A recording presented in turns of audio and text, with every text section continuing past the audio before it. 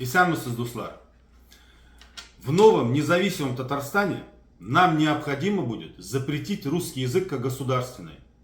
Для русских мигрантов ввести визовый режим, особенно для москвичей. У тех русских мигрантов, которые уже находятся в Татарстане и которые будут недовольны, но захотят добровольно покинуть Татарстан, татарское государство будет выкупать их недвижимость по коммерческой цене. Плюс 10% на переезд, чтобы они побыстрее снялись с нашей земли.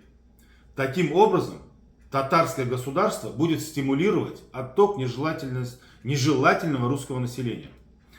Тем русским мигрантам, которые встанут с нами бок о бок для защиты нашей страны, которые примут новый Татарстан, которые будут помогать нам в становлении нашего государства, будут выдаваться вначале грин-карты для временного проживания. После экзаменов по нашей настоящей татарской истории и сдачи экзаменов по татарскому языку, они будут становиться полноценными гражданами нашего государства, нашего татарского общества. Татарстан будет обязательно свободным, демократическим, правовым, процветающим государством. Именно такое государство мы, татары, должны построить для своих потомков.